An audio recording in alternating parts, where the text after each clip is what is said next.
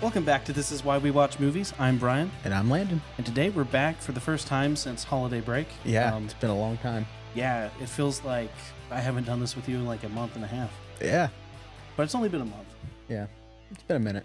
And I have seen this guy so much, it's not even funny. That's true, yeah. Like, almost every day. Well, not every day, but a lot of days. Yeah. I would say that the entirety of our show changed. Like, we have cups. Yeah, we have cups. I'm going to point at the cups now. Yeah. If you'd like a link to order exclusive merch from our store, you're going to have to wait like a year and a half. Yeah. But it wouldn't look like this either. But yeah. Anyways, so in the time since we've been, there was Christmas, which was great. iPad kids now, if you know what I mean. Yep. There was snow here in Wilmington, which was super out of pocket and unexpected. The snowstorm of the century, yeah. That actually is what set us back by a week or two. Yep. Excuse me. And then, TikTok was banned for like 10 hours.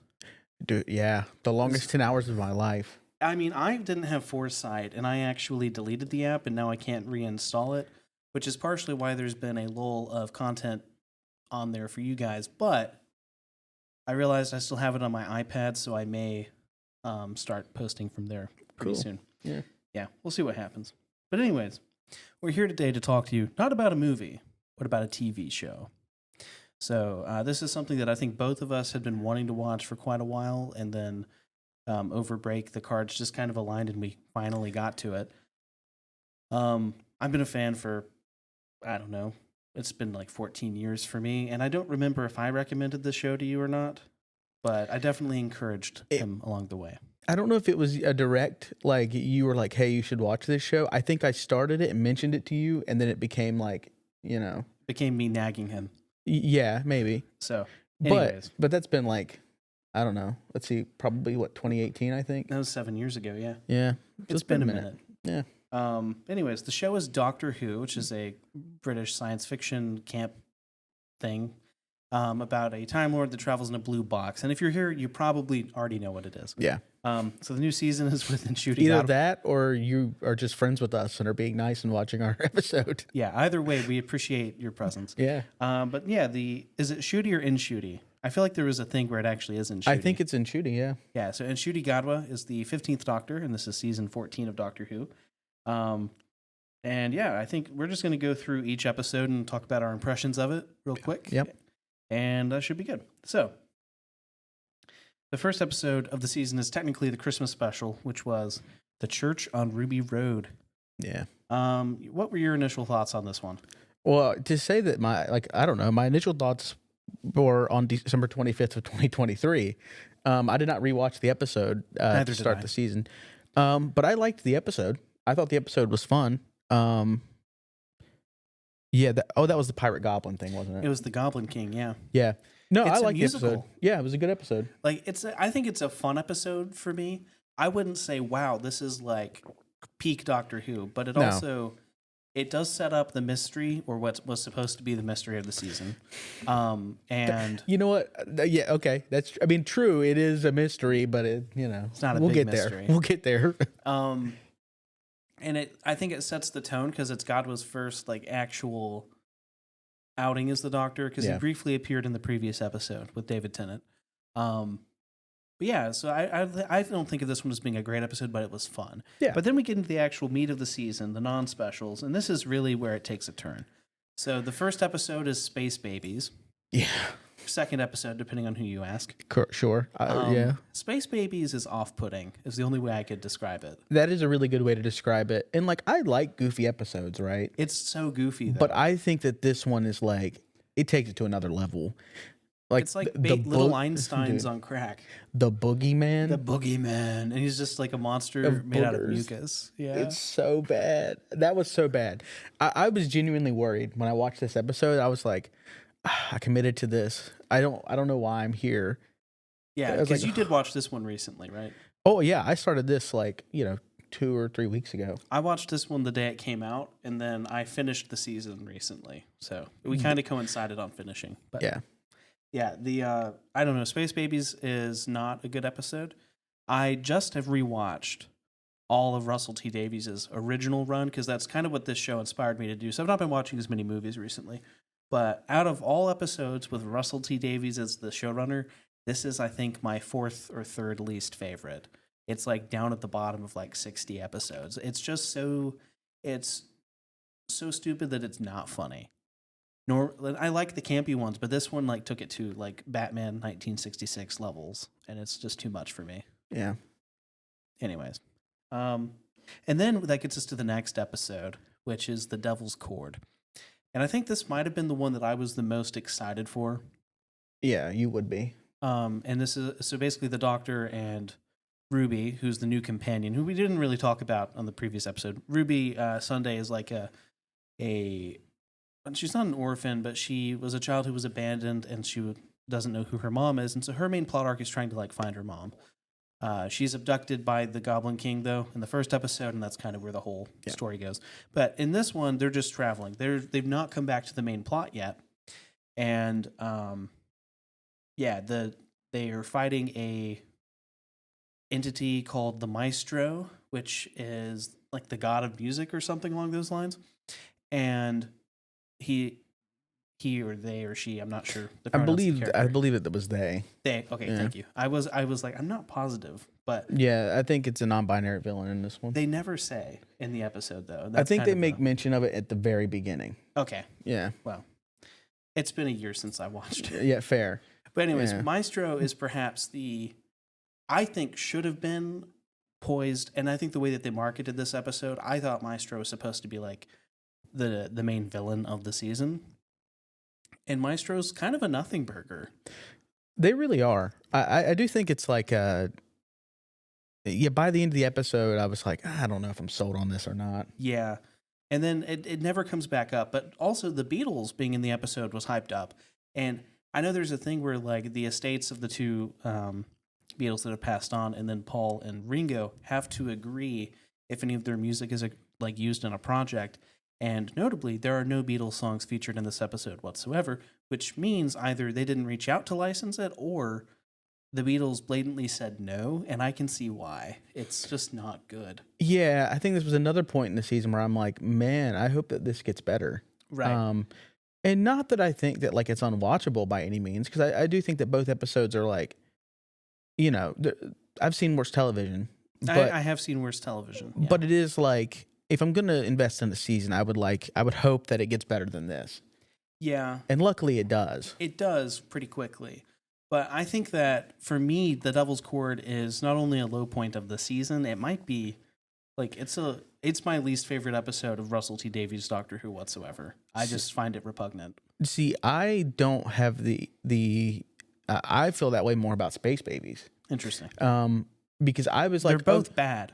They are both bad, but when I watched the second episode, I'm like, this is bad, but it's a better bad than the last bad thing. Sure. So that's kind of where I'm at on it. Yeah.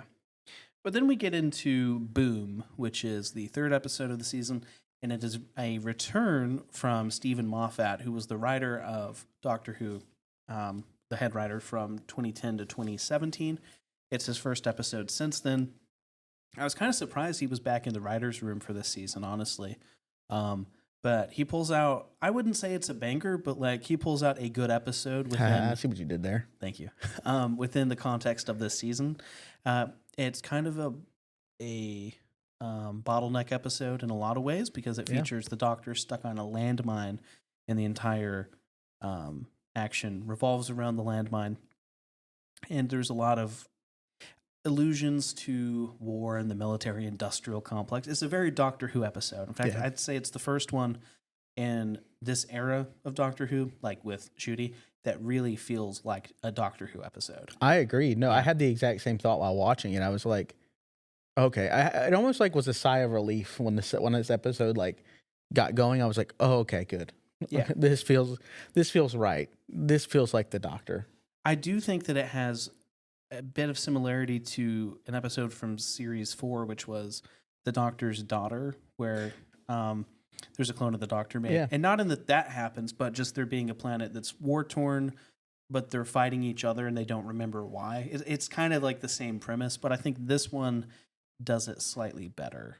I don't remember the episode fully, but I do remember like the premise of the episode. So it's like, I watched it like 3 days ago, so Yeah, it's very fresh on my brain.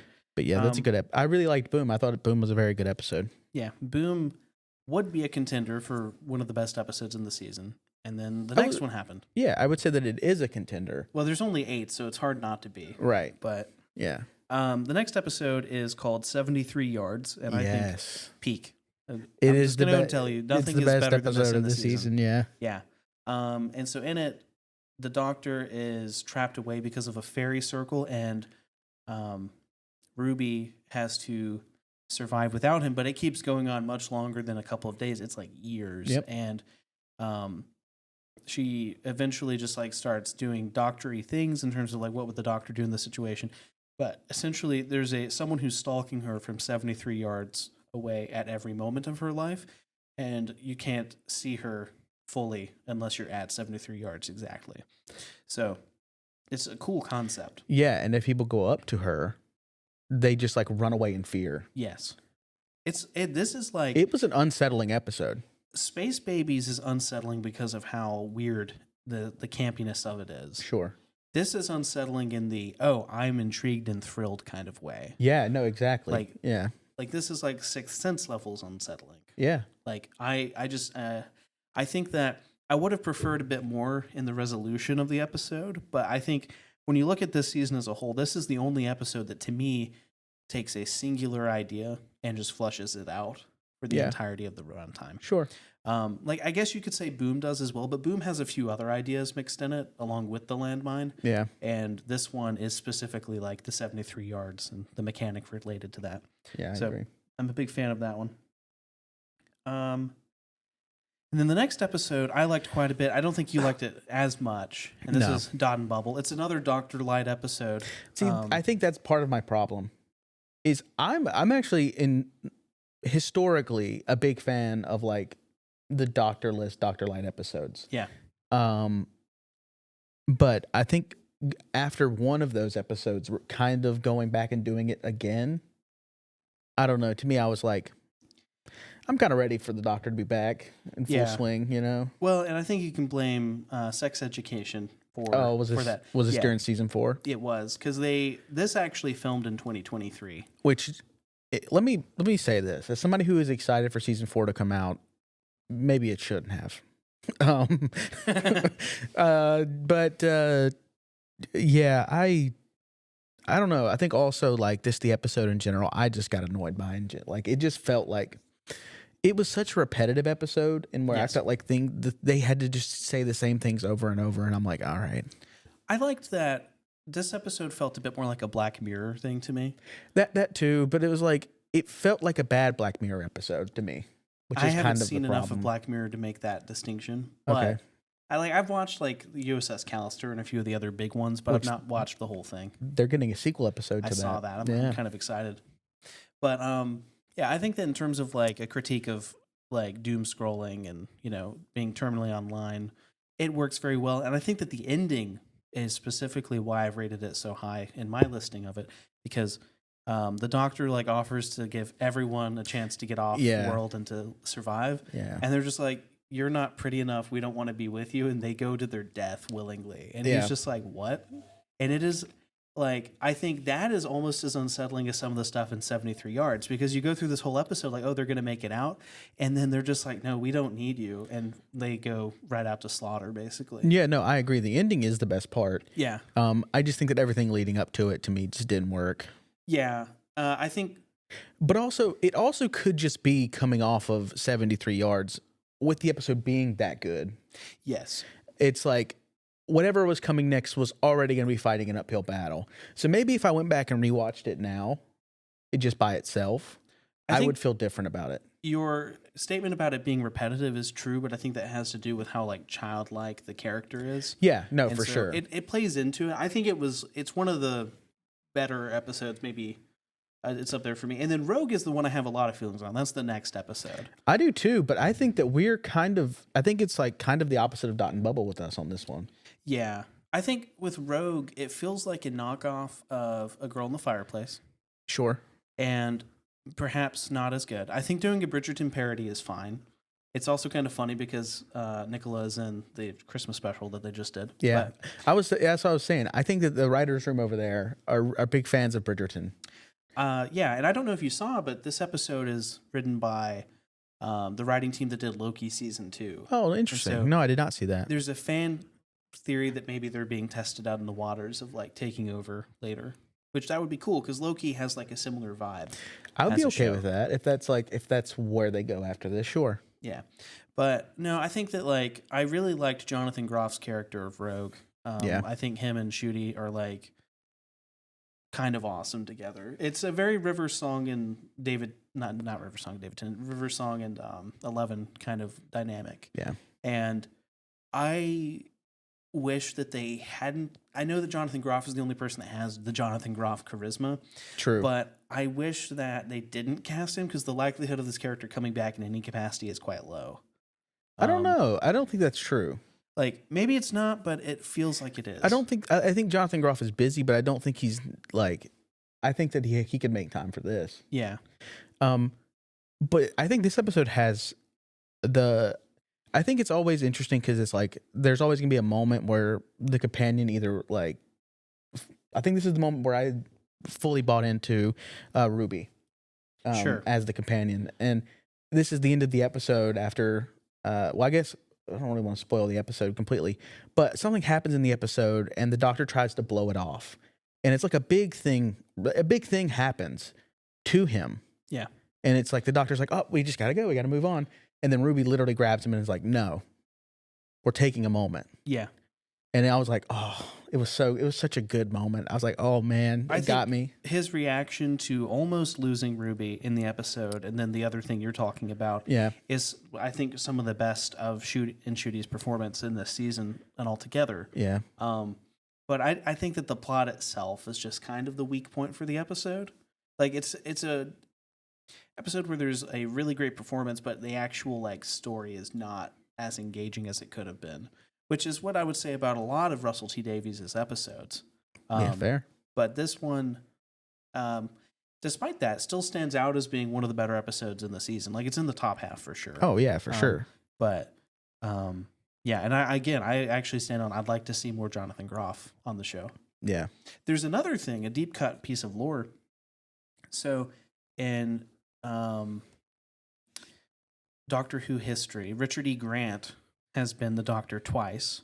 Once was in a episode called The Curse of Fatal Death, which was a Red Nose Day parody that initially starred Rowan Atkinson, but the Doctor regenerates several times in the episode, once becoming Hugh Grant and then Richard E. Grant and a few other folks. But so it was in that one. And that's actually the first episode ever written by Stephen Moffat. But we cut forward to 2003 for the 40th anniversary. The show wasn't currently back on, and they did an animated web series called it's called Scream of the Shalka. And Richard E. Grant voiced the Ninth Doctor in this episode. And then when Russell T Davies brought back the show a couple of years later, they didn't move forward with that being the Ninth Doctor. They were like this. Yeah. So anyways, there's that. But when Rogue scans the Doctor in the episode Rogue, Richard E. Grant's face actually pops up among the interesting. I didn't catch that. I didn't notice because I was thinking it was William Hartnell or one of the original actors, but no, it was Richard E. Grant. And so now there's a question of if the Shalka Doctor is canon. Well, it seems like maybe. Yeah, I would say it is. Yeah. The other aspect of it is that there were some major changes that happened in the Chibnall-Whittaker era that I don't know if you're aware of, but basically the Doctor has had an infinite number of lives now, and the 13 that we know, or 14 that we know, are not the only ones.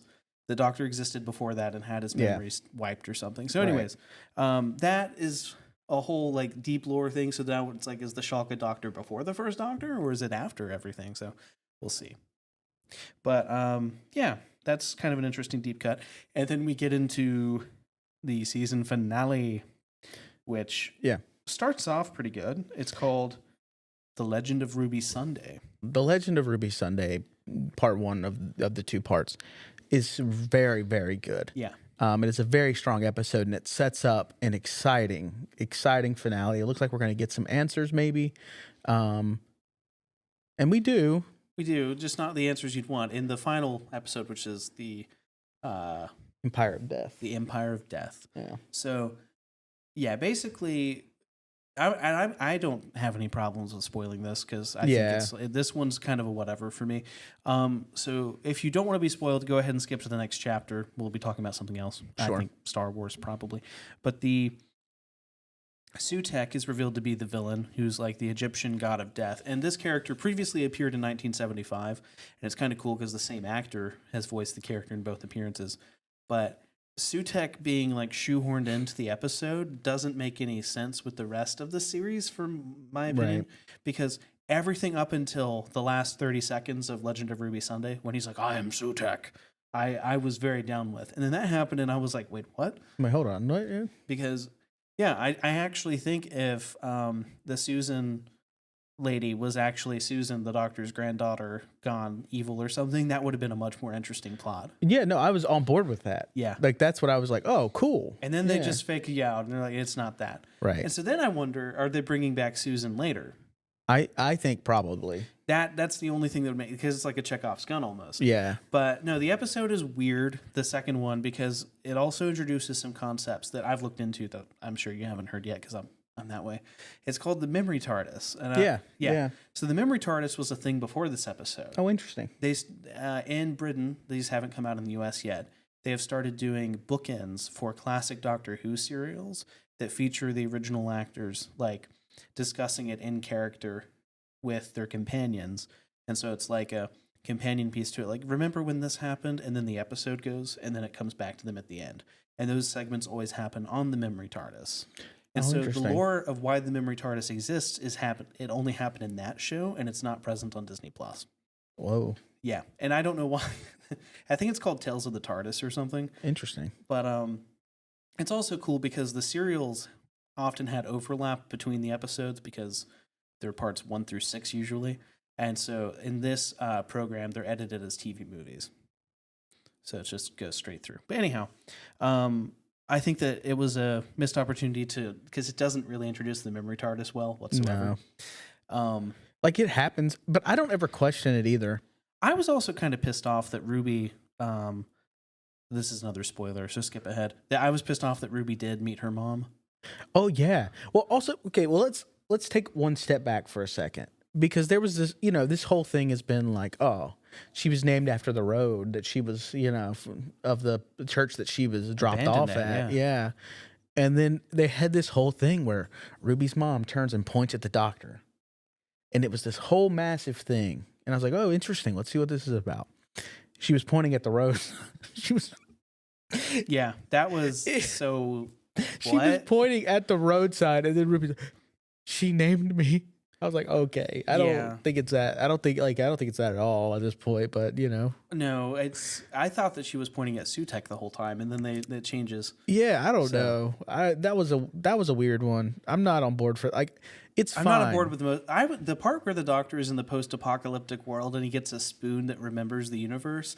I was that's a level of I'm okay with this. Yeah, I draw the line at talking babies. That was weird. Yeah.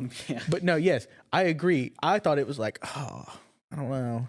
Also, it's like her mom really didn't want her in the first place. Well, or couldn't be there for her. And not that I'm like, wow, you shouldn't forgive people, but also she has a family that loves her and is supportive. And it just, I know that I think it would have been, again, a more interesting character arc if her thing was, oh, I have to let go of looking for my mom. Yeah. And then it just moves on. But no. I mean, they even the doctor even tells her basically hey, is it fair for you to go find your mom now? Yeah. Not necessarily to you, but to her. I don't think so. Yeah. Personally. No, I agree. I didn't necessarily, I wasn't too crazy about, the conclusion of Ruby Sunday's mom arc. No. Now, moving forward into the next season, there's going to be a second companion, and she briefly appeared in Boom. She was the soldier lady. Okay.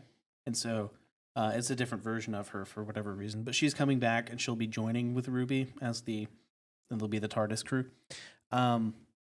So that's happening. There's one thing at the end of the episode that I think does need to be discussed, and that is the lady that was next door, Mrs. Flood, who initially you think she's bad, and then you're like, oh no, she's not, and then it turns out, oh no, she's actually up to something. Yeah. She says the doctor's life is going to end in terror or something. Yeah. I don't know if you remember back to That's so classic Doctor Who. it is the giggle. Yeah. There was the master was in the toy maker's tooth, and Neil Patrick Harris's tooth, and so when the toy maker is sent out of the universe, the tooth falls to the helipad, and the episode ended with someone grabbing the tooth of the master. Yes. With the master in it. And so I've had suspicions that Mrs. Flood is either A, the person who grabbed the tooth, B, just the master again, or C, now I'm like, she could be unrelated. That's D, but C is she could be Susan, the doctor's granddaughter, and she's in cahoots with the master. Mm. Those are like the four options I see, but I could be wrong. What are your thoughts? I don't know. I don't think that I thought much past it, like being someone who's in cahoots with the master. I don't think I thought much deeper than that, as far as like maybe this is the master, maybe not. I don't know. I think that, but it is very like, we probably won't get a resolution to this for, a few seasons, I would say. Yeah. Because I don't know what their plan is. I don't think they do either, but that's off the point. Because I mean, what is it generally like 3 seasons? 3 seasons. Ncuti is contracted to 2029, depending on. Oh. Yeah, so Disney is not contracted to do the show until after this next season. Right. But they could renew, but Ncuti is stuck to the show until 2029. Interesting. Yeah, which is a very long time. Yeah. And there could be many more seasons, but I think, we'll get resolution eventually. I think I'm excited for the next season. I was looking at the writer's room. There's some new people coming in. There's going to be less episodes written by Russell T Davies, which I think is kind of the issue with this one. Yeah. Because when you look at the spread of episodes, he wrote, if you include the 2 specials, he wrote, actually, let's include all the specials. Of the 14 episodes since they came back, he wrote 12 of them. Mm. So it's like he really should take a step back, and he is, which is good. And then the last episode is he wrote 13. That's not the point. Stephen Moffat returns. He wrote Joy to the World. Yeah. I wanted to briefly mention this one. I'd say it's a fun episode. Yeah, it's fine. It has some of my favorite moments with Gatwa again. I think he's very good. I love him as the doctor. Yeah. He's not my doctor. My doctor's still the 12th, right? Okay. But or the 11th. But I lean towards Capaldi just because he's so cool. So Gatwa hasn't fully won me over, but I like him as the character, to specify what I mean by I love him. And I don't have any qualms, but I think that they just haven't written it to where it's compelling in the same way, because I don't think the Doctor really has an arc in this season whatsoever. No, and I think, again, it is like he is so good with what he's given. Yeah. And it's, it is what it is, I guess, but it's like, I would never blame the season on him at all. No, I think it is a Russell T Davies not having as many ideas thing. And again, I like Russell T Davies' writing, just I don't like every episode he's done. Yeah. It might be, Well, I mean, and also to be fair, I liked more episodes than I didn't. Yes. But even if I liked them, I recognize that I don't think that most of them are not even among the best if they were likable by me. Sure. That's what I'm talking about. I mean, that's fair. I need a season that comes out and blows my socks off. There was just a lot of really the facepalm moments in this season that are crazy. Like in Joy to the World. Yes. Like the bit with the chair. I mean, where he's like, I don't have any chairs in the TARDIS. And then he just spends a year in a hotel room playing board games in a chair. Yeah. That was brilliant. Sure. Give me that as an episode. Yeah. But no, Joy to the World, I think it held up pretty well for the first 40 of 60 minutes. And then it kind of, and I don't hate it, but it was just like, it gets cheeky. Yeah. I think that it also has a plot line.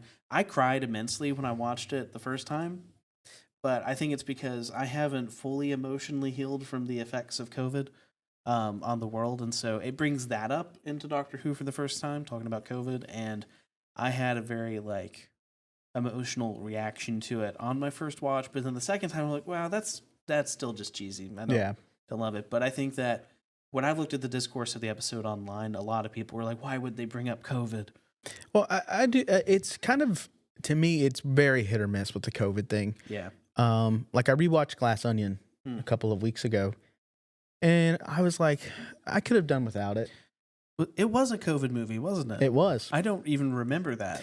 Because they all show up wearing masks to the whole thing. And the whole thing is that Benoit Blanc has been stuck in his house. Yeah. It does, I think, doing stuff in COVID. I mean, obviously, Doctor Who has specific time frames that it sets its stuff in. Yeah. But with the case of something like Glass Onion, it makes it time locked to a very specific period. It does. Well, to be fair, with the Glass Onion is that the COVID stuff goes away very fast. Yeah. It's all in the first like 15 minutes ish. Sure. The fact that they even went out of their way to like explain it though is kind of a whole thing. Wait, what do you mean? Like they explained, they've been COVID quarantining, they're in a bubble, all that stuff. Oh no, it's way less explanation than that. It's literally they don't even really say what they have. They spray something in their mouth and they're like, okay, you're immune, basically. Yeah. But no, what I mean is like I'm inferring all that onto it just from looking at the movie. Like they're in a bubble. Okay, yeah. But anyways, that's off the point. Overall, Doctor Who, season 14, series 14, season 1, depending on who you talk to. Yeah, I know, because IMDb has them like completely separated. Yeah. For production purposes, it's considered a separate show now. But Wikipedia has it listed as the same show. So I mean, it's the same show. It's series 14. Yeah. It's technically season 40. Right. But let's not get caught in the weeds, y'all. Yeah. It's Ncuti Gatwa, season 1, series 14, season 40. Yeah. Yeah. If I were to rate the whole season, I don't know if you have a rating in mind. I mean, I would say like what are you doing, an out of 10 or 5? 5. I could. I'm gonna say 3. I'm gonna say 3 to 3, and I'm gonna say 3. I'm gonna give it a 2.5. Okay, that's fair. Like I liked it. I would say I'd give Joy to the World just because I enjoyed the episode and like the level of camp it was. That one for me was closer to like a 4. But the overall season, I think the issue with it is like the plot arcs. I agree, and they don't mesh. So like it's individually good episodes, but they don't really work as like a unit the way that I'm hoping for. No, I agree. But I just, again, I think I gave it 3 because I was, tilting towards 2.5 and also 3.5, depending on, certain things. But I liked more of the season than I didn't. Yeah. But I only really loved like 2 episodes. That's fair. Same. So that's where I'm at. But I'm excited moving forward. Yeah. No, I think that's some good places to be. And speaking of shows, I'm going to transition into talking about Skeleton Crew. Just as a footnote, I know that we did a more in-depth review of the first 2 episodes a few weeks ago, and I don't want to retread almost everything that we already have talked about if you've been listening to the show. So please refer back to that episode if you want more in-depth thoughts. But we did finally get to finish the show, and I'm not going to go through the episodes the same way because I don't remember them individually. Sure. But because this show is not very episodic, it is very like linear. Right. Yeah, it's a very fun time. I enjoyed it quite a lot, and I think that the ill will towards the Acolyte has negatively impacted people's perceptions of this program. I agree. Yeah, I agree. Yeah, not to get too much into it yet, but it's like, I think overall it's a very fun season of television. Yeah, it'd be a good binge watch with the family, that sort of thing. Yeah. Or after you watch an episode of Severance. Yes. Which? That's how we watched it. Severance is much better than either of these seasons, but that's off the point. Yeah. We'll talk about it in due time. Yeah, I think we'll just wait until that season's over. Yeah. No, I think that Neil is my king. Yeah. I need a spin-off show just about him. Yeah, I think that like some of the character stuff that I was hoping to see in the season never really happened. Yeah. But yeah, I don't feel like like KB, I feel like kind of was just there for a lot of it. Other than that one cool moment of the basically, I can't remember what they were doing with her helmet, but like it malfunctioned and they had to. She her energy supply was running out. Okay. Yeah. That was a cool like KB moment, and that was like that episode was like kind of about her and Fern, but there weren't a ton of those though. No. It was moving so fast that it really didn't have much time for like character moments. Right. And I think that this has the same issue as every other Disney Plus show, with the exception of Andor, in that it has a massive bottleneck towards the end. Yeah. Where it's like the resolution happens in maybe 10 minutes. Yeah, we were watching it and you looked at me and you go, there's no way this is about to end. Is this going to be a cliffhanger? And I was like, oh, please don't. Because there's no guarantee on if you were to get another season. Yeah. But no, it just kind of ended. It just kind of ends. And like, that is kind of a negative for sure. I think the bottleneck in the 7th and 8th episodes is kind of the biggest problem I have with the program. Yeah. And I think that just comes from Disney dictating there has to be 8 episodes. I think so too. This should have been a 6-episode show, maybe even 5. Sure. You cut out some stuff. Yeah, I mean, because a lot of it is just like, we're going to hop to this planet to get more information about going home. Yeah. Hop to this planet to get more information about going home. That's why they all run together, is because I don't remember specific things. Like the Child Soldiers planet was interesting. Yeah. But, I think that the kids are enjoyable enough to where it's like, okay, I'm okay with these filler episodes. Yeah. But at the end of the day, there's still filler episodes. In an 8-episode season, you could have used that time and not done as much as far as like moving around, and took time to like really get into the characters, which they really don't. They don't care about that. It seems like no, it's a bit less, and I think that's why Jon Watts just needs to cook.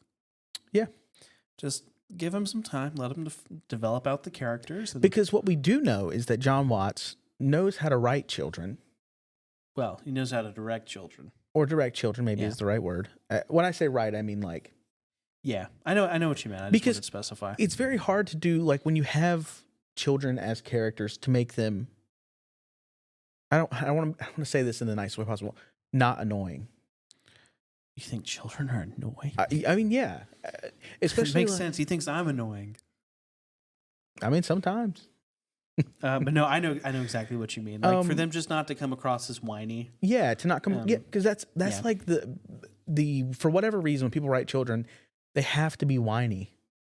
Well, I was going to go to Tashi Station to pick up some power converters. Exactly. Which obviously he wasn't a child, but he wasn't a child, but it was kind of that was intentional. Yeah, like he was very naive. Well, and I think that the naivete in Skeleton Crew is definitely like part of the charm. Yeah, with the characters, which is why I want to talk about Jude Law as Jod Narod. He is an interesting character for the most part, but he also kind of falls into this like one note category towards the end. Yeah, and it's like there's so much you could be doing with him, because he's like a Padawan that was trained during the Purge and like knows a very little bit about the Force before his master was killed. And then he turns to a life of piracy. Like, this guy could be like Han Solo with the lightsaber. He could be. And Jude Law has that kind of charisma for me. Yeah. But it just kind of feels wasted in the end. And I really hope that this is going to be controversial, maybe. I don't really care if we ever see any of the other characters in this show except for him. I want to see him again. I'd be down. Yeah. Because I know that this is connected loosely to the Mandalorian sub-series and all that stuff. Like, is there a possibility that we could see him duel someone over there? Like, could we see him fight Ezra? Could we see him fight, like, Ahsoka? I don't know. I'd be down. Bring Jude Law back. Yeah. Dave Filoni, we know you're making a movie. Yeah. Put him in. Listen, Dave. Sub him in. If you're listening, sub him in. Yeah. But I mean, either way, I would be delighted to see the whole cast back or any other for any other stuff. I'm just saying, like, I think he's the character I want to see more development from. Overall. I agree. Yeah. Yeah. I don't have any other thoughts on it. I do think that you guys should watch it, because it is a shame that this show has such low viewership at the moment. I agree. No, I think you should definitely watch it. And if you're in the camp that you're like, oh, I'll watch it later, there is no later. I think that we've seen this before on Disney Plus with Lucasfilm projects, because I don't know if you remember this. The Willow reboot show was only on Disney Plus for 6 months before it was taken away. I didn't get a chance to watch it. Me neither. It's trauma. Well, not really, but I really wanted to see it. And now there's actually no way to watch the show unless like you find someone who pirated it, but I'm not going to do that. So like, right here we are. Yeah. I'm waiting for it to come back. So if you want to see Skeleton Crew, I would actually encourage you to go ahead and do it, because there's a possibility of that happening due to how low the viewership is. Yeah. And it's worth your time. But yeah, I don't have any other thoughts on that. Me neither. Cool. Yeah, overall rating for the show? Like 3.5. That's what I gave it on Letterboxd. Yeah, because it's a first look special, but most people have just been rating that as like the season. Oh, okay. So, Yeah.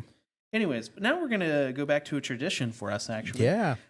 Way back when, our very first episode of this together, we talked about the 2023 Oscar nominations, and we're gonna do it again for this year's films, for 2024's films. Will be in this year's Oscars. So, I'm excited to be back here with that. I do think that we're starting from. Let's just start here. I think the short stuff, we don't know enough about it that like. Yeah, you're right. You should have told me that. So. Just for the sake of time, I was going to do it all, but I think just like it's already been 42 minutes. So. All right. Well, I'm here now. Okay. Yeah, you're right. Best makeup and hairstyling. We know nothing about shorts. Yeah, and documentaries this year is also like, again, it's I another. haven't seen any of them. Me neither. Yeah. But for best makeup and hairstyling, we have A Different Man, Emilia Perez, Nosferatu, The Substance, and Wicked.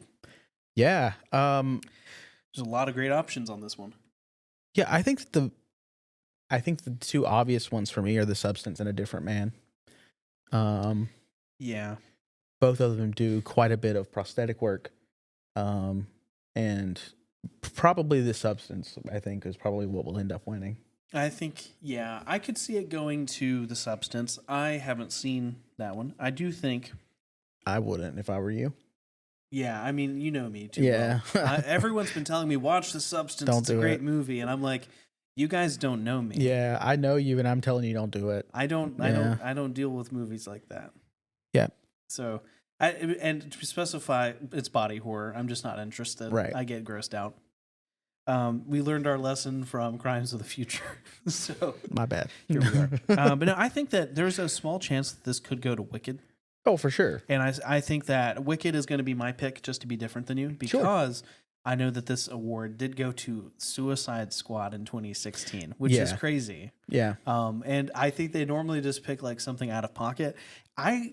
Mark my words, this may be the only category that Wicked actually wins in. That's not crazy to say. Yeah. So anyways, best visual effects, though. This year we have a pretty good category.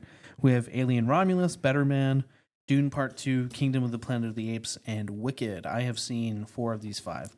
And I think you've seen Better Man, right? I have seen all of these, yeah. Yeah. Yeah. This is a very difficult one. I think there's 2 big contenders. Okay. I think Dune, obviously. Yeah. Kingdom of the Planet of the Apes. No, I think Alien Romulus. Well, that too. I mean, I genuinely think that all of these could win. They could, it's not going to go to Wicked. No, if it goes to Wicked, I'm gonna quit the podcast. No, I don't think it should go to Wicked. No, but I'm saying just based on everything, I'm just trying to think, because there's just like with Planet of the Apes, there's so much. There's so much happening.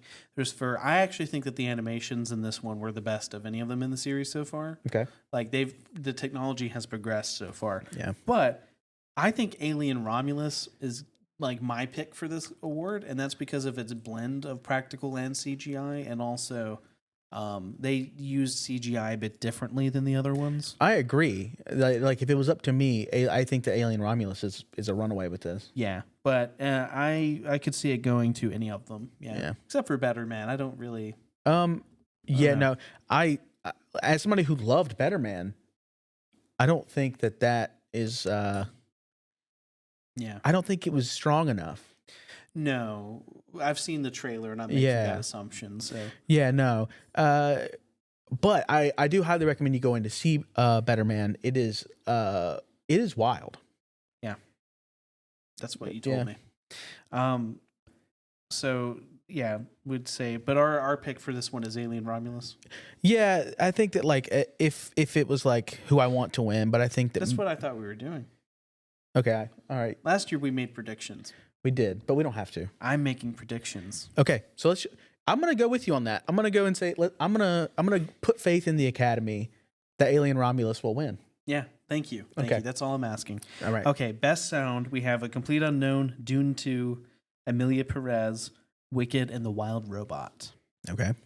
I've seen 3 of these 5. And no, I've only seen 2 of these. I really need to see Wild Robot. I do too. Well, we also need to see A Complete Unknown. Yeah, that's a whole thing. We have been like scheduling that and then unscheduling that for weeks. It's the snow. I mean, it was before the snow. It was before the snow, and then it was the snow. We'll just watch it when it comes to streaming. I don't know. Yeah, no, I'd like to see it now. I'd like to see it before the Oscars. Right. Yes. I don't know. I think I'm going to go Dune. I think this is Dune's category. Yeah. Yeah. I'm surprised. I mean, obviously, Emilia Perez is a musical, but I'm kind of surprised that it's here out of, throwing in things like. Well, to be fair, they threw it in most categories. Yes, I just want to go and say I'm surprised by this. As somebody who has seen it, and I'm not like it has gotten like vitriolic hate online, and I don't hate it nearly as much as most people do. In fact, I'd give it a positive rating, but I'm also fully like anybody who finds it offensive, I totally get it. Yeah. Anybody who finds it kind of off-putting, I also get it. It was just off-putting in a way that I enjoyed, in the weirdest way possible. That's not weird knowing you. No, exactly. That's true. Contrarian it's like, over here. Maybe it is the well, I watched it before people online were seeing it. That's true. Because I went and watched it in Raleigh before they put it on Netflix. But so, Carl hasn't seen it, but he's talked about being upset about it 2 or 3 times to me now. Yeah. So if he ever gets back on the show, we might. It's probably bad I didn't bring that up, but. No, it's fine. I mean, again, anybody who doesn't like it, I totally understand. Yeah. But no, I think that I'm surprised. And also, it's taking up 2 spaces in Best Original Song. Now, El Mal. I guess, I don't know, maybe it's El Mal. I don't know how it's pronounced. But what I will say is that should be the winner.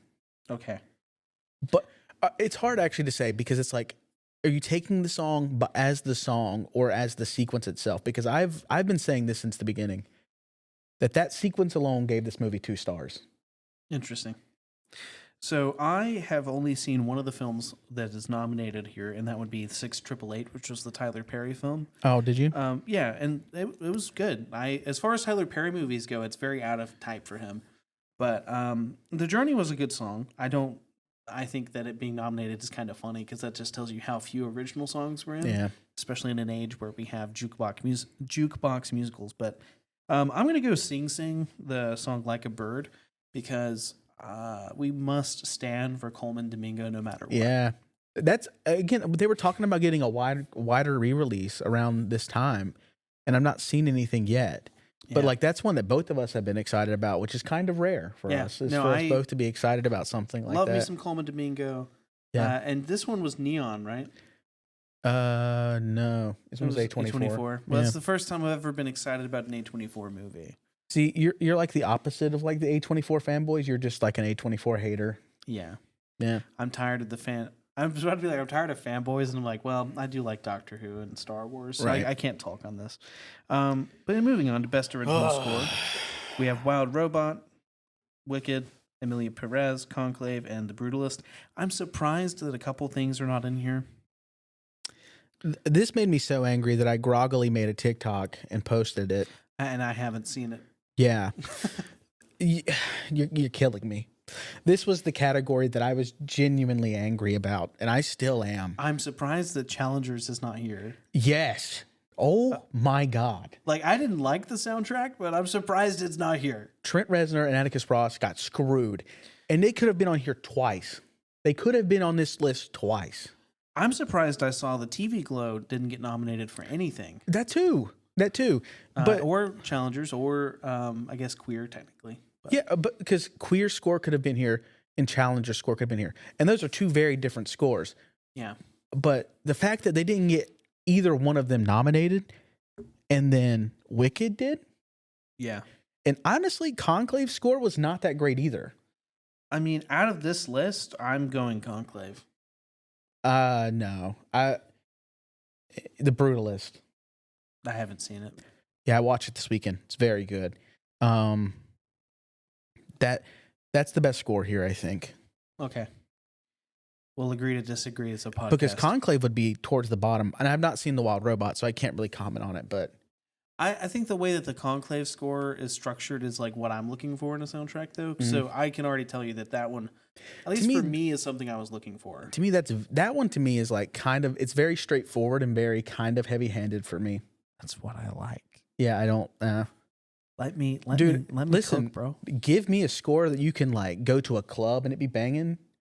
Now that is what I'm looking for, and that is what you would get with the Challenger score. Sure. So, Academy, you've messed up. Well, best production design, we have... Oh, come on. The Brutalist, Conclave, Dune Part 2, Nosferatu, and Wicked. Yeah, I think this is a 2 or... Like, I think 2... There's... Well, I mean, maybe 3. But for me, it's Dune Part 2. Yeah. And then Nosferatu. Just to be that way, I'm going Wicked. Okay. I think that, you know, we had our issues with the cinematography and the lighting, but when you look at the actual like set design, it was pretty cool. Yeah, it's cool. Pretty cool. But I think that I'm more impressed by what Dune and Nosferatu did. Yeah, I haven't seen Nosferatu. So it can't be The Brutalist because brutalism is nothing. Well, that was a joke. Yeah, I was going to say, while I could see it also going to them because, you know, there's some stuff in there, but probably not. We are getting into the categories that I'm like kind of livid about in a few ways. Sure. So here we are at Best Film Editing with Anora, The Brutalist, Conclave, Emilia Perez, and Wicked. Yeah. I'm going Anora. Really? Yeah. Yeah, I think that's my number 2 here. And I'm going to go Conclave. Okay. Because if the editing doesn't work there, the movie doesn't work. Then the movie doesn't work. Yeah. You could also say that about The Brutalist as well, but I think The Brutalist has a lot more going for it than Conclave would on paper. There are a lot of other... I'm blanking on what they are because I'm tired, but there's other movies this year that I think had much better editing than some of these. Sure. And I'm just, again, I'm like, Academy, why are they not nominated? It's a weird year where it feels like, like it's... Where is Saturday Night? Saturday Night could have landed somewhere on here. Yeah, I think it could be in editing. Yeah. Just because of like the way it bounces. It's very scenes. kinetic. Like it's yeah. And so I'm livid that that's not there. And also for production design. Yeah. It could have been in that. Honestly, if you're asking me, my answer to every category is just Saturday Night. That's funny. Yeah. But it's not here. Yeah, you liked it more than I did, but I'm also like 100% that it could fit in editing. Yeah. This is my favorite movie of the year for sure. And I could sit here in every category and probably say that Emilia could Perez. Be Dune 2. It could have been, but I could also sit here and say in every category that Emilia Perez shouldn't be here. But it's not worth it. It is what it is. Yeah. But moving on to best costume design. We have Wicked, Nosferatu, Gladiator, Conclave, and A Complete Unknown. Of these, I'm going to go Nosferatu. Interesting. Okay. Because I'm trying to give different answers. I'm going to go Wicked since I haven't picked Wicked for anything else yet. Yeah. I think A Complete Unknown is laughable in the sense of, like, it has costumes that had to be designed.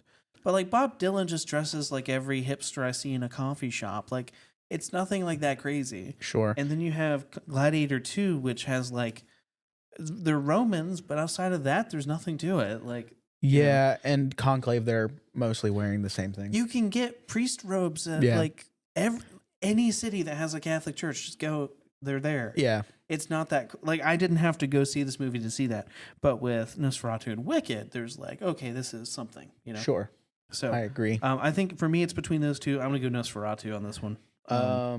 Yeah, I would say that, like, if it's not Wicked, Nosferatu is, my number 2 on that. Yeah. Best cinematography is perhaps another one that I'm like, why? Ooh, yeah, this is interesting. So I have seen two of these. So The Brutalist, Dune Part 2, Yeah. Emilia Perez, Maria, and Nosferatu. I have seen Maria. Yeah. Why is that on here? Oh, what? For cinematography. I didn't find Maria to be that captivating. I know that you have. Did you watch Maria? Yes. Oh, nice. I just said What'd you that. think? I'll give it like a 3.5. Okay. Well, I haven't seen Spencer, but I know you quite liked that one. I do, and I think that like based on the trailer, I was like, yeah, that makes sense. But maybe I just need to watch the film. Yeah. Um. I think it doesn't stand out to me nearly as much as like other films that I've seen. Sure. Well, I mean, The Brutalist the cinematography is great. It was shot in VistaVision. I don't know if you knew that or not. I did not. Yeah. So that's kind of cool. It's a little different vibe for sure. Greg Fraser, he does what he does. He's great. Emilia Perez, I don't know. Again, I don't know why. It's fine. Where's Joker 2 in this, man? Fair. Hey. Like, I know that okay. people hated it, but Joker 2 had good cinematography, y'all. This is where it's gonna get controversial between us two. Because Sayambu Muktipram, who did the cinematography for 3 films this year that I think he could have been in this category for, was not nominated for a single one. The first 2, I think you're going to be like, all right, fine, I'll give it to you. The third one, I think you might give me some pushback on. He did the cinematography for Challengers. Okay. He did the cinematography for Queer. Did he do Kinds of Kindness? No, he did not. Okay. And number 3, you're going to hate it even more than that. Trap. I think that. I don't know if Trap is nominatable. I think. Just put a shallow focus on it and call it a day, okay? Like, what are you talking about? I would disagree with that. I'm raging right now. What? But I'm saying, compared to some of these, you don't think that it could have landed here? I mean, I think it's better than some of them. Trap is better than Maria. I will give it that. Okay, but I'm saying that he had 3 films and none of them made it over this category, like in this category. Yeah. Which seems to be a weak category this year for some reason. They all seem to be weak categories. It honestly, true. Like, this is a weak year in terms of nominations for some reason. I would agree in a weird way. I don't understand, guys. Yeah, I think that Greg Fraser should win based on who's here, with a close second being Low Crowley for The Brutalist. Fair. I'll watch The Brutalist at some point, but it's not been high on my list. But for Best Animated Feature, I have not seen 3 of them still. I'm going to just annoy you and go with Wallace and Gromit. I want to watch it so badly, but Netflix is locked out in my apartment. So yeah, I don't know. I still need to see most of these. The only one I have seen is Inside Out 2. Yeah, which Inside Out 2 is pretty good. Yeah. I think it's funny when Pixar makes an animated movie and it just automatically is nominated. Yeah, I mean, true. I feel like there were other animated films this year that I have seen, but I don't remember what they were. So clearly they don't deserve to be on the list. Lord of the Rings. Why is War that for the Rohirrim, yeah. That could have, I mean, I didn't love it, but like that actually could have been nominated. Could have been. That might be a better option than Wallace and Gromit, but I don't know. I haven't seen it. I don't know. Probably won't. I like claymation, but anyways, the best documentary feature. I haven't seen any of these. The only thing I have to say about this is that I would really appreciate if No Other Land would get some sort of release. Because I think that's an important one that is, for some reason, just kind of been thrown to the side at this point. I was glad to see it got nominated, but it's hard. Nobody's seen it because it's not getting any kind of distribution. So. I've not heard of any of these. So No Other Land was the one... was made by an Israeli and a Palestinian team. I have heard of this one. Yeah. But, I mean, Sugarcane, Soundtrack to a Coup d'etat, Porcelain War, and Black Box Diaries, not heard of them. But Soundtrack to a Coup d'etat is a great title. I like saw it and I'm like, yeah, I want to see that. Yeah. That sounds good. But no, I think that's the thing is that like with documentaries, when you think of documentary film, I think for people that are not within film studies as a circle, they generally think of like true crime docs on Netflix or Hulu, and that's like their frame of reference. But documentary just means like a nonfiction film, and it could be a memoir, it could be experimental, it could be a lot of things. And documentary is like a catch-all title for anything that's not narrative. Sure. And so there's a lot of cool stuff that comes out in this category that we just generally don't hear about. Yeah. And especially in these parts, they don't get released. So. Yeah, we're in North Carolina, so yeah, they don't. Yeah. They're not giving us many documentary releases here. You know, we have seen it. There was a documentary that came out this year that we went and saw in theaters. Superman. Why? Yeah, I mean, I like Superman. I mean, again, but it's hard to judge it because I haven't seen any of these. So yeah, but I only gave that a 4 stars. I say only. That's a really good review. But still, it's a great review. Yeah. But yeah, we have in Best International Feature, Flow, The Seed of a Sacred Fig, Emilia Perez, The Girl with the Needle, and I'm Still Here. I think that we know who's winning this category. Emilia Perez. Yeah. I've not heard of any of the others off the top of my head. I think I've heard of I'm Still Here, but I don't remember what it is. In the last couple of years, it's always been kind of obvious who's winning Best International Feature. Yeah. That's a category that could have a lot of other movies, and somehow it has Emilia Perez. Yeah. But anyways, Best Adapted Screenplay, we have A Complete Unknown, Conclave, Emilia Perez, Nickel Boys, and Sing Sing. This was surprising that Nickel Boys was on here. Which is a movie that we still haven't got a release here for. Yeah. Which it's another one that I'm like, please put it out so I can go watch it. Please. There you go. Conclave. Yeah, I think so too. I think Conclave will win. Yeah. Best Original Screenplay. Yeah. The Substance, September 5, A Real Pain, The Brutalist, and Anora. This one actually is a category that has some good contenders. Yeah, I think it's Anora. I mean, having met Palme d'Or winner Sean Baker briefly, I want it to be Anora. Sure. But there is a real chance that it could be The Substance.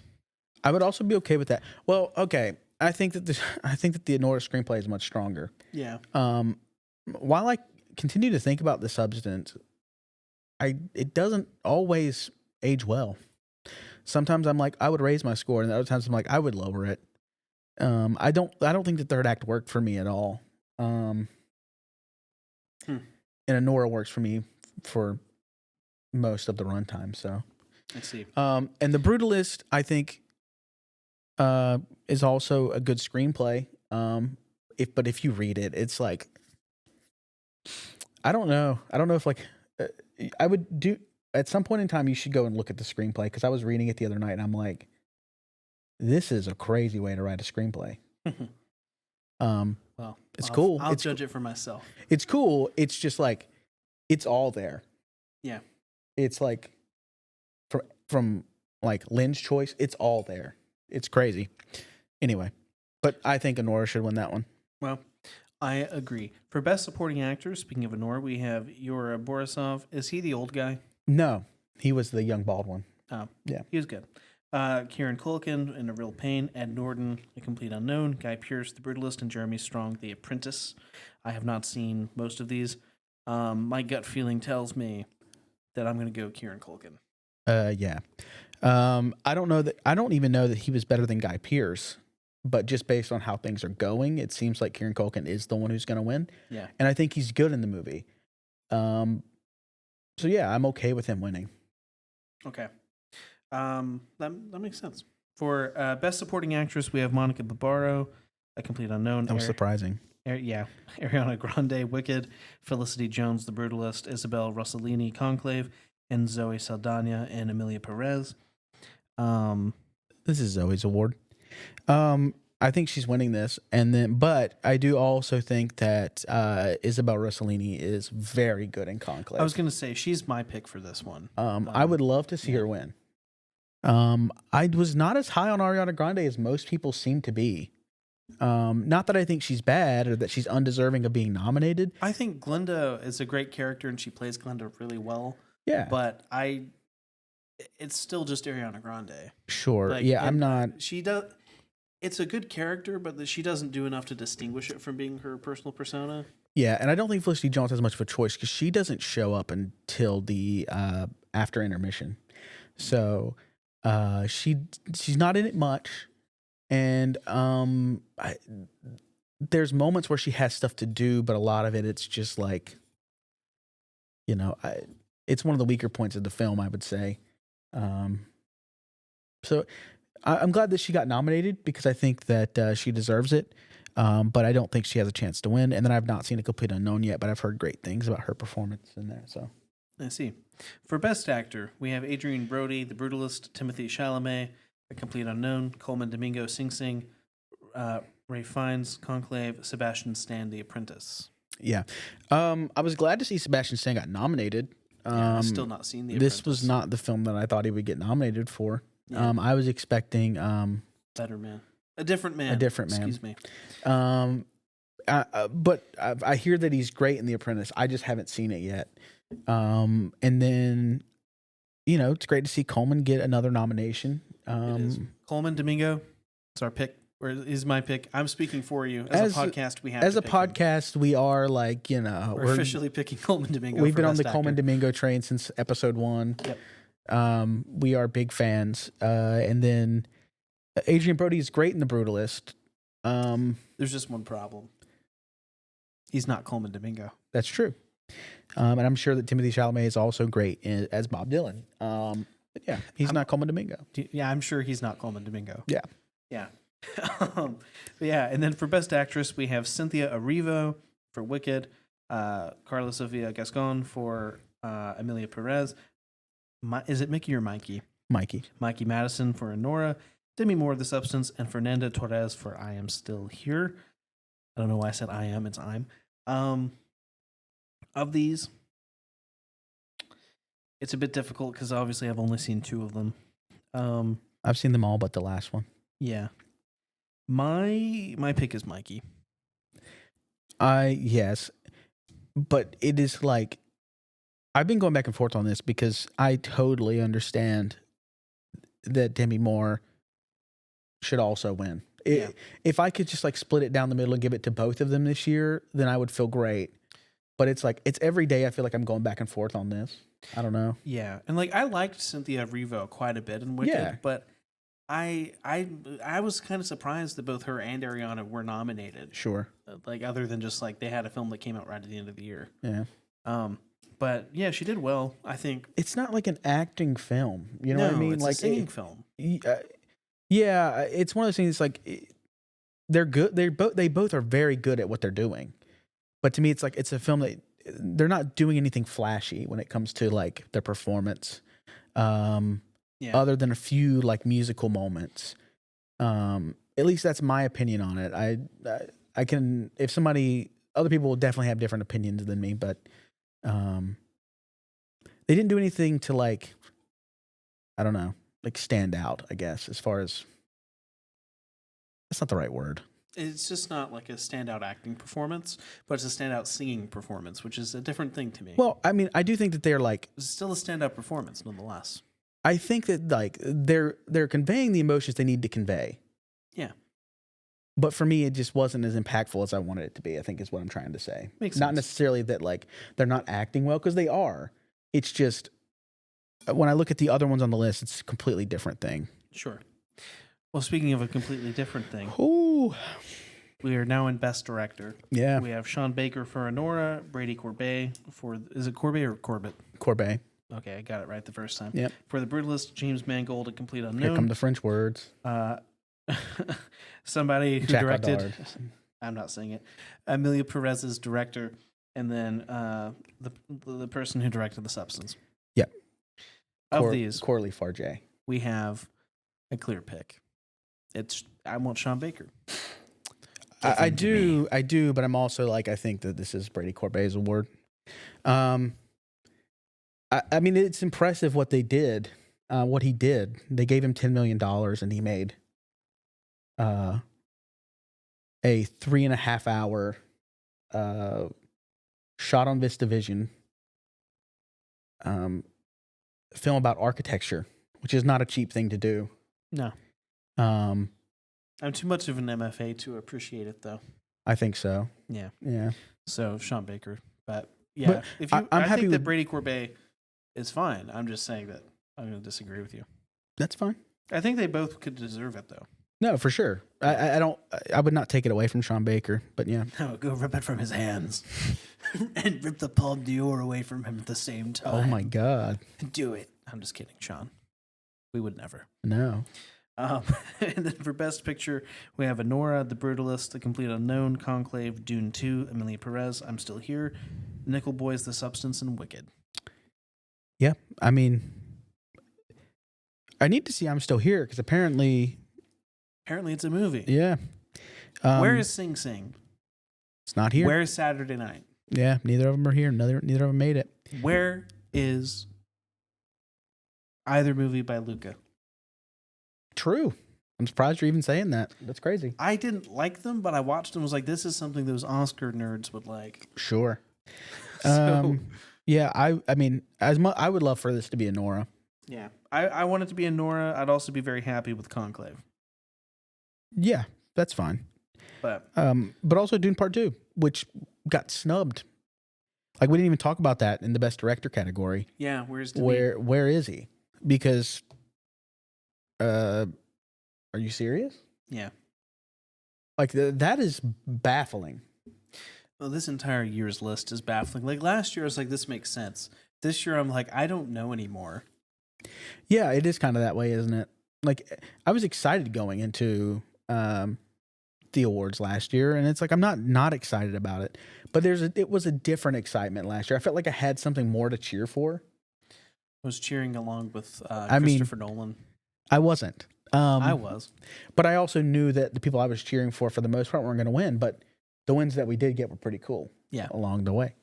Well, but yeah. That's the Oscars, y'all.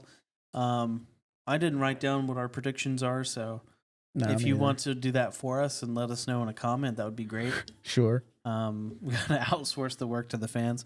As always, you can follow us on social medias at tiwwwmpod. Mm-hmm. We post sometimes. Yeah. But I think we'll go ahead and forego what we've been watching because it's been so long that that would be like another 20-minute segment. Please go look at just go look at our Letterboxd. Go look at our Letterboxd. Those handles are linked in the description. Mine is kind of sparse because I've been watching Doctor Who, and yours is the opposite of sparse. Yeah.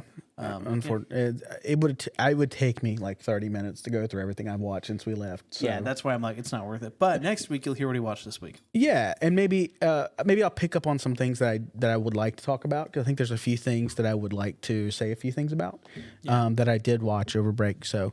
I mean, yeah, the snub of the year for visual effects was definitely like Sonic the Hedgehog 3. Jesus Christ. All right. Okay. Did we even end the episode? I was hoping you'd just say bye when I stood up. Oh, bye.